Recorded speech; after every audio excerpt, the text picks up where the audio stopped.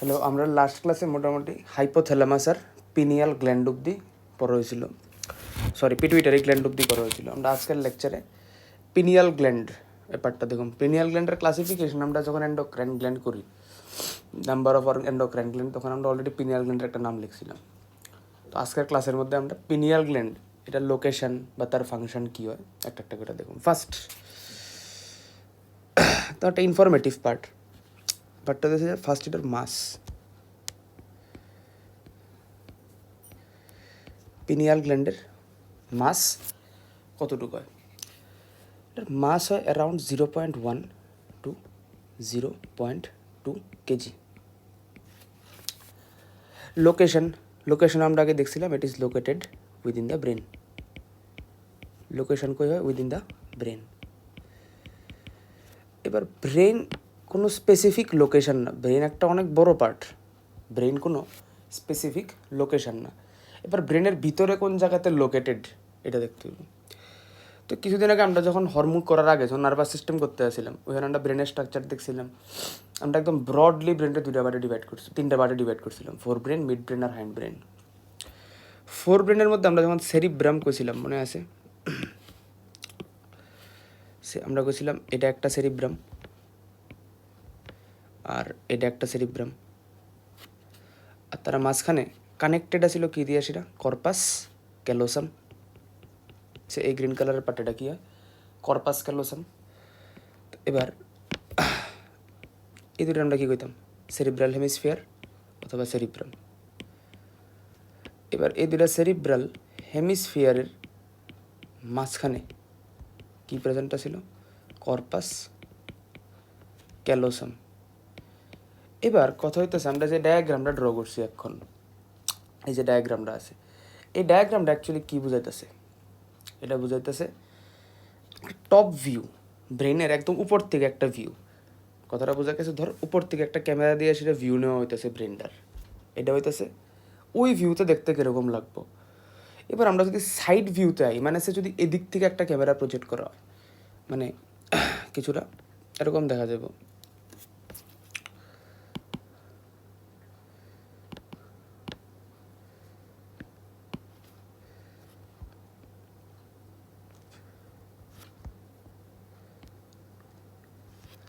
এবার এই রেসপেক্টটা যদি আমরা ব্রেনের একটা ভিউ নেওয়ার ট্রাই করি, তাহলে এদিকে কী থাকবো? সেরিব্রাল হেমিস্ফিয়ার একটা, এটার এদিকে কী থাকবো? আরেকটা। এই দুইটা সেরিব্রাল হেমিস্ফিয়ার থাকবো, সে দুইটা দুই কালারে ড্র করি, সে আরেকটা এটা। ক্লিয়ার? আমরা আগেরটা যেটা দেখছিলাম এটা কি আসছিল? টপ ভিউ, উপর থেকে। আর এখন আমরা যেটা দেখতেছি এটা কি দেখতেছি? Side view. এবার আমি আরেকটু ডিটেলে বোঝার লেগা আমি জাস্ট একটা লোবরে একটু রিমুভ করে দিই। দুইটা লোবের মাঝখানে ঢুকতেছি ওখানে, মানে এটা একটা সেরিব্রাল হেমিস্ফিয়ার, এটা একটা সেরিব্রাল হেমিস্ফিয়ার, এটার মাঝখানে ঢুকতেছি। এটার মাঝখানে সামওয়্যার একটা স্ট্রাকচার প্রেজেন্ট।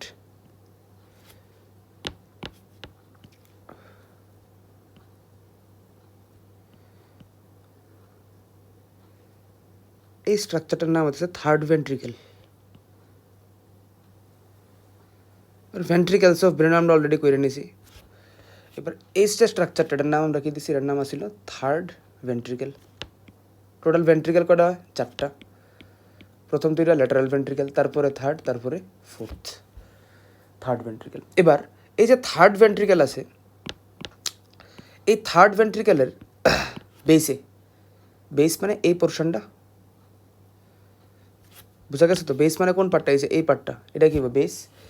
এই বেসের মধ্যে কি প্রেজেন্ট? হাইপোথ্যালামাস। আর এখান থেকে কি বেরিয়ে হয়? পিটুইটারি।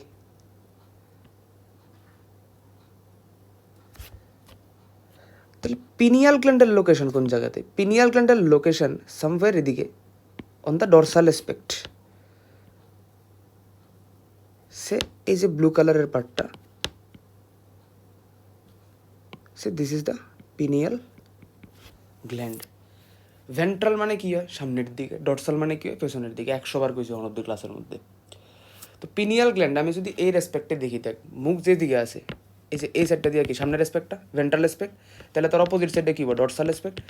পিনিয়াল গ্ল্যান্ড কই আছে? পেছনের দিকে। মানে আমরা যদি থার্ড ভেন্ট্রিকেল কনসিডার করি, তার বেসের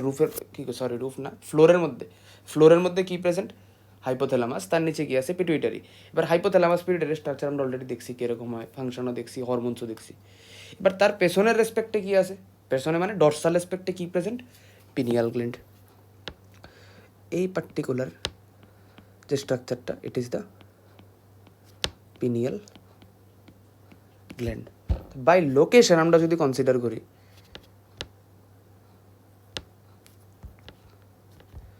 আমরা কি করতে পারি? It is situated dorsal to the third ventricle of brain করতে পারি। সিচুয়েটেড ডরসাল মানে কি হয়? পেছনের দিকে।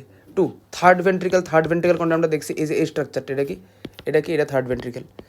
এবার এই থার্ড ভেন্ট্রিকেলের নিচের দিকে কি আছে? বেসের মধ্যে হাইপোথ্যালামাস আর পিটুইটারি, আর তার ডরসাল অ্যাসপেক্টে কি প্রেজেন্ট? Pineal gland. এদিকে আমরা কি লিখতে পারি? It is situated dorsal to the third ventricle of the brain.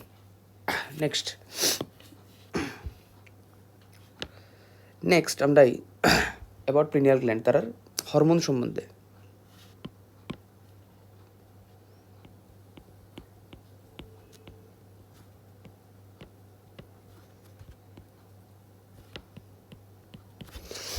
Pineal গ্ল্যান্ডের দেখ, although their function, pineal গ্ল্যান্ডের maximum ফাংশনে কি আমার কাছে আননোন।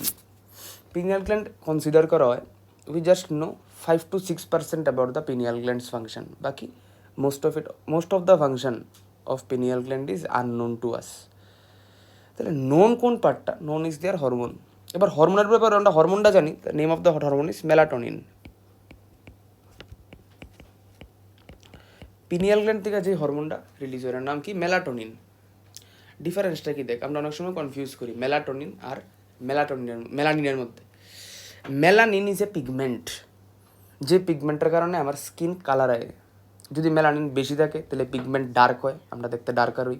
যদি মেলানিন কম থাকে, এটা স্কিনের পিগমেন্টটাকে লাইট করে। কথাটা clear? Melanin is a pigment, melatonin it is a hormone. এই হরমোনটা কোথার থেকে সিক্রেট হয়? From the pineal gland. Clear? এবার এই যে মেলাটোনিন আছে, it is known as the biological clock. It plays a major role in maintaining the biological clock. এবারে biological clock ওয়ার্ডটার মানে কি হয়? সে আমরা ডে টু ডে ইভেন্ট, আমরা কোন সময় খিদা লাগে, কোন সময় ঘুমে ধরে, এই প্রত্যেকটা ইভেন্ট কি ফিক্সড। রাত্রেবেলা আমাদের ঘুমে ধরবো, সে দিনে ওই পার্টিকুলার টাইম আমাদের খিদা লাগবো। তো এই ইভেন্টটি স্পেসিফিক্যালি কী হয়? This event are fixed. এবার কথা হইতেছে, এই যে ইভেন্টটি প্রত্যেকটা দিন, সে আমরা প্রত্যেক দিন রাত্রেবেলা 10টার সময় খিদা লাগে, তারপর আমরা 2 ঘন্টা থাকতে পারি, তারপরে আমরা 12টার সময় ঘুম ধরে যায়। এক্সাম্পল আমি একটা নিলাম, আমি 12টার সময় ঘুমায় যাই। তো এই যে প্রত্যেক দিন সেম টাইমে রাত্রে 10টার সময় আমার খিদা লাগতেছে, 10টার থেকে 12টা একটু পড়লাম, তারপরে সে ঘুমে ধরতেছে, ঘুমায় গেলাম, আবার সকালবেলা 5টা-6টার সময় উঠলাম। এই যে সব কিছু কে কন্ট্রোল করতেছে? একটা তো ক্লক লাগবে না, যে প্রত্যেক দিন সেম টাইমে সেম কাজটা করতেছে আমার বডির মধ্যে। ওই ফাংশনটা করে পিনিয়াল গ্ল্যান্ড। এই কারণে এটা কোয়া হয় ইট ইজ দ্য বায়োলজিক্যাল ক্লক। কথাটা বোঝা গেছে? এই কারণে আমরা কী কই? বায়োলজিক্যাল, অথবা আমরা it is also known as the third eye. It is also known as the third eye. এবার থার্ড আই মানে কি হয়? যেহেতু আমাদের প্রত্যেকটা ফাংশনরে এরা মনিটর করে, যে in the presence of light যখন বেশি থাকে, ডিমের মধ্যে ডিম লাইটে তার সিক্রেশন বেশি হয়, ব্রাইট লাইটে তার সিক্রেশন কম হয়, মানে দে আর লাইট ডিপেন্ডেন্ট। তার ফাংশনটা মানে আমরা লাইটের লগে, সানলাইটের লগে ডিপেন্ডেন্ট। এই কারণে আমরা এটা কী করতেছি? ইট is the third eye of the body, যারা সব কিছু মনিটর করে, কোন সময় ঘুমে ধরবো, কোন সময় খিদা লাগবো। আমি যা এখন এক্সাম্পলটি দিলাম সব করে, ঠিক আছে? এবার এই যে প্যাটার্নটা, this pattern we call it the circadian rhythm.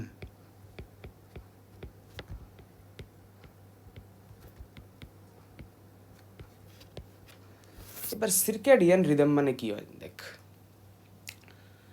এই যে আমরা এতক্ষণ ধরে যে ফিনোমেনাটা ডিসকাস করছি বায়োলজিক্যাল ক্লকের মধ্যে, সে আমরা একটা ডায়ার্নাল সাইকেল করতে পারি। মানে প্রত্যেকটা ইভেন্টের একটা রিদম আছে, সে এত আওয়ার্সের স্লিপ হইব, এতক্ষণের লেগা হাঙ্গার থাকবো, এতক্ষণের লেগা বডির অ্যাক্টিভিটি বেশি থাকবো। সে যখন নিট এক্সাম হয়, এক্সামের সময় আমরা ওই দিনও লাস্ট টাইমে ডিসকাস করতে আসছিলাম এই সেম পার্টিকুলার এই জিনিসটাই। এক্সামের সময় আমরা কী কই, যারা অ্যাসপিরেন্ট তারা এটা কই যে এক্সামের 1 মাস আগের থেকে ওই যে টাইমে নিট এক্সাম হয় 2টা থেকে 5টা করি দুপুরবেলা, 2টার থেকে 2 PM থেকে একদম 5:40 PM অব্দি আমরা যাতে ডেইলি মক টেস্ট দিতে কই। লেখা দিতে কই, তার পেছনে কারণ হয়েছে ওই টাইমে যখন আমরা ডেইলি মক টেস্ট দিতে কই তার এক মাস আগের থেকে on the day of NEET তার বডির কাছে অলরেডি একটা সিগন্যাল অলরেডি বোঝা গেছে যে এই টাইমে আমার হাইপার অ্যাক্টিভিটি শো করতে হবে, আমার মেমোরি সেন্টারে অ্যাক্টিভ করতে হবে, কারণ এই টাইমে পরীক্ষা দেয়।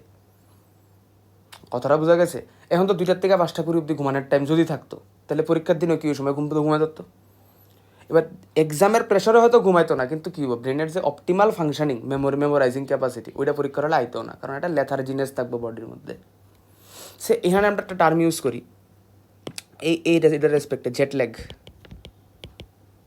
টার্ম ইউজ করি, জেট ল্যাগ সেটা। এটার মানে কী হয়, সে ইন্ডিয়া অস্ট্রেলিয়াতে ট্যুর আছে ক্রিকেট ম্যাচ, ইন্ডিয়ার অস্ট্রেলিয়াতে ক্রিকেট ম্যাচ আছে।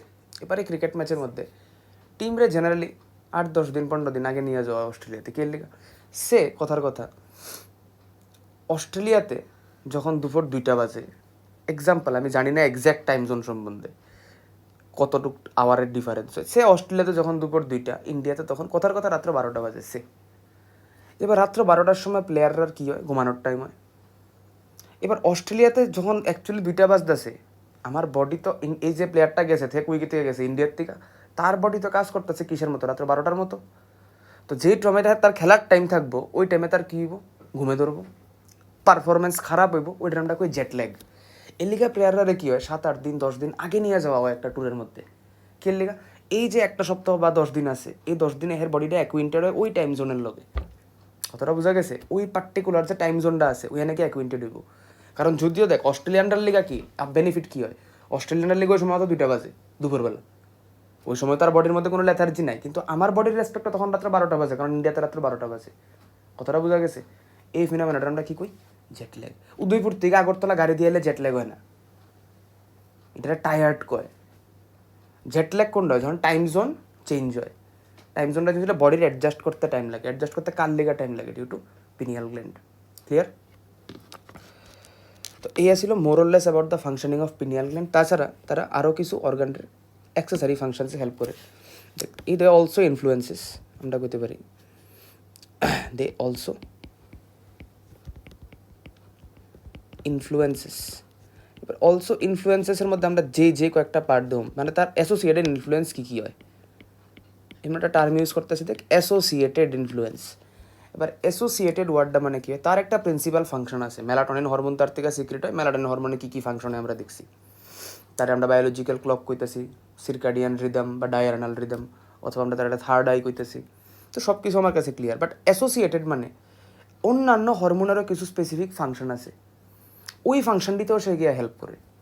সে আমরা যখন একটা ওয়ার্ড ইউজ করি, সে slip wake cycle. Slip wake cycle দেখা মাত্র আমরা কী মার্ক করুম, পিনিয়াল গ্ল্যান্ড। মানে কোন সময় ঘুমামো, কোন সময় ঘুম থেকে উঠুম, এটা কে কন্ট্রোল করে, পিনিয়াল গ্ল্যান্ড কন্ট্রোল করে। তো এবারে যে স্লিপ ওয়েক সাইকেল পার্টিকুলারলি আছে, বা যদি আমরা কই স্লিপিং সেন্টার কই, এটা কি পিনিয়াল গ্ল্যান্ডের মধ্যে লোকেটেড না। টেম্পারেচার, সে টেম্পারেচার রেগুলেশন, তার একটা ইম্পর্টেন্ট ফাংশন হতেছে they help in temperature regulation. এবার টেম্পারেচার রেগুলেশন সেন্টার কই, হাইপোথ্যালামাসের মধ্যে। টেম্পারেচার রেগুলেশন সেন্টারটা কই থাকে, হাইপোথ্যালামাসের ভিতরে থাকে। তার মানে তারা নিজের ফাংশন বাদ দিয়ে সেটা অন্যান্য এন্ডোক্রাইন গ্ল্যান্ড বা অন্যান্য হরমোনরে ইনফ্লুয়েন্স করে তার ফাংশনে। কথাটা বোঝা গেছে? Next, they also play a vital role in metabolism.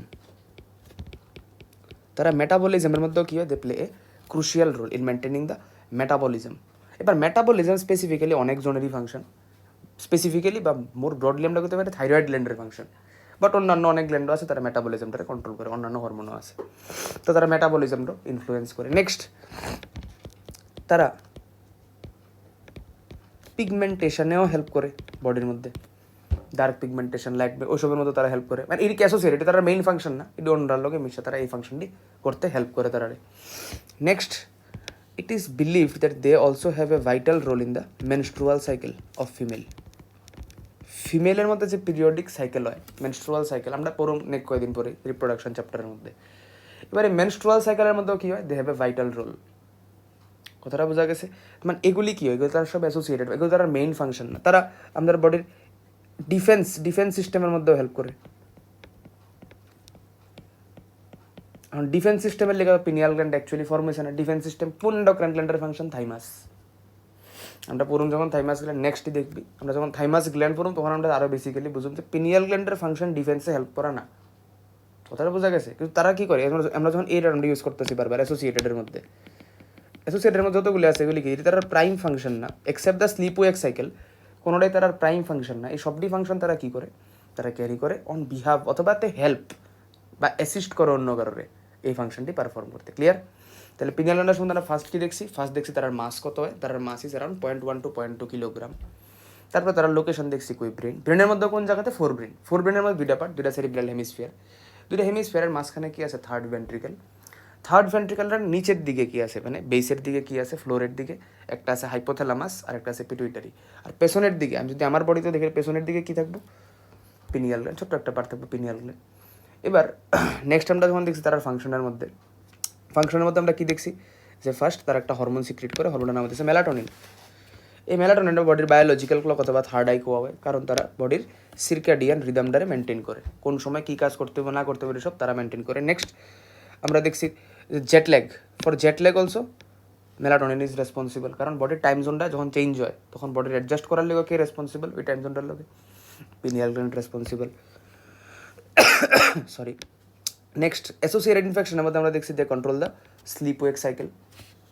তারপর আমরা দেখছি they help in the temperature regulation. তারপর আমরা দেখছি they help in controlling the metabolism. তারপরে দেখছি pigmentation, menstrual cycle and defence system, ওইগুলোতেও তারা হেল্প করে। তার পিছনে লজিকটা কি? অ্যাসোসিয়েটেড মানেটা কী হয়, তার একটা প্রাইম ফাংশন আছে, ওইটা বাদ দিয়েও তারা অন্য কারোর হেল্প করবো, ওইটার আমরা কী কই? Associated function. Clear? Pineal gland সম্বন্ধে নেক্সট লেকচারটার মধ্যে আমরা দেখতেছি অ্যাবাউট থাইমাস গ্ল্যান্ড। ঠিক আছে?